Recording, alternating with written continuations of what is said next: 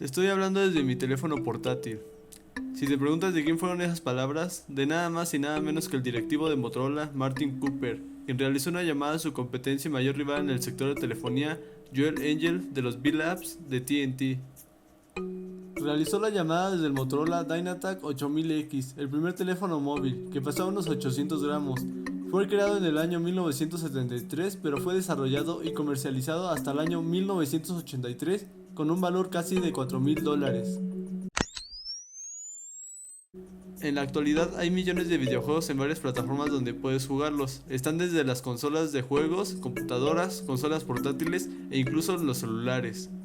Pero te has preguntado, ¿cuál fue la primera consola de videojuegos que se inventó? Incluso, ¿cómo iniciaron los videojuegos? Aquí te presento a la Magnavox Odyssey, la primera consola de videojuegos creada y lanzada en 1972 por Magnavox. En su momento se vendieron más de 100,000 unidades en $100 cada una. Deberías valorar mucho las consolas actuales, ya que la Magnavox Odyssey tenía defectos como juegos muy sencillos, no guardaba ninguna puntuación, entre otras complicaciones. En marzo de 1974, cerca de Xi'an, en República de China, en un foso se hace el hallazgo de los guerreros de terracota con más de 7500 guerreros. Estos guerreros solo tienen algo en común, todos miden 1,80 m de altura. Pero lo que no tienen en común son sus rostros, pues cada uno tiene rasgos diferentes. Otra cosa diferente son sus armas, que van desde espadas, lanzas y arcos. En un segundo foso se encontraron otras 1000 figuras de guerreros que se presume representa el Estado Mayor del Ejército. Junto con estas se encuentran las figuras de 4 caballos.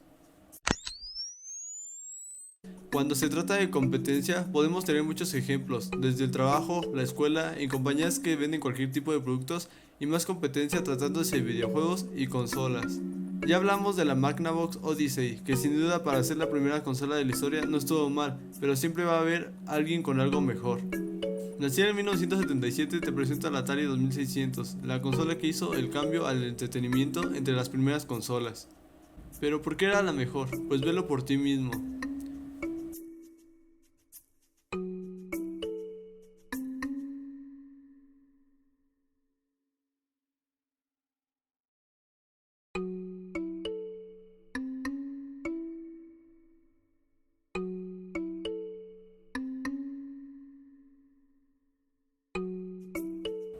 Como dije, la Magnavox Odyssey no estuvo mal como primera consola de videojuegos. Incluso se animaron a crear una segunda consola, la Magnavox Odyssey 200, que añadía hasta 4 jugadores, pero eso no intervino con la de Atari 2600, pues esta tenía mejor calidad en sus juegos.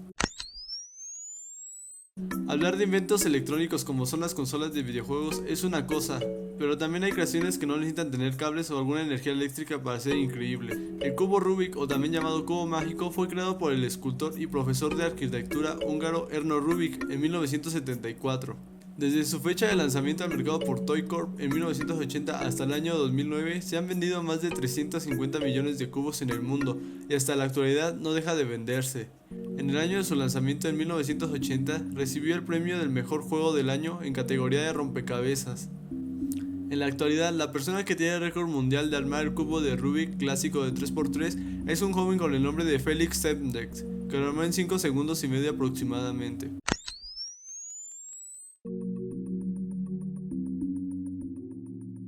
En películas tenemos Pequeño Gran Hombre, la última película, La Naranja Mecánica, El Padrino, Rocky, El Señor de los Anillos y El Exorcista. En música teníamos Roberto Carlos, Led Zeppelin, Kiss, Julio Iglesias, Black Sabbath, Queen y Pink Floyd. En televisión encontrábamos Bonanza, Los Ángeles de Charlie, Heidi, Plaza Sésamo, El Chavo del Ocho, El Pájaro Loco y Los Ricos También Lloran. Septiembre Negro fue uno de los grupos terroristas más peligrosos de su época, fundada en 1970 a 1973. El nombre Septiembre Negro proviene de los acontecimientos que enfrentaron a combatientes palestinos con el ejército jordano en septiembre de 1970. Estos terroristas cometieron hechos brutales como ejecutar al primer ministro de Jordania, Wasf Fitad, en 1971, un atentado en la embajada saudí en Sudán que costó la vida a 3 personas, entre ellas el embajador de Estados Unidos. Intentar estallar en Nueva York coches bomba. En 1973 secuestraron un avión en Roma, exigiendo liberar a terroristas sobrevivientes.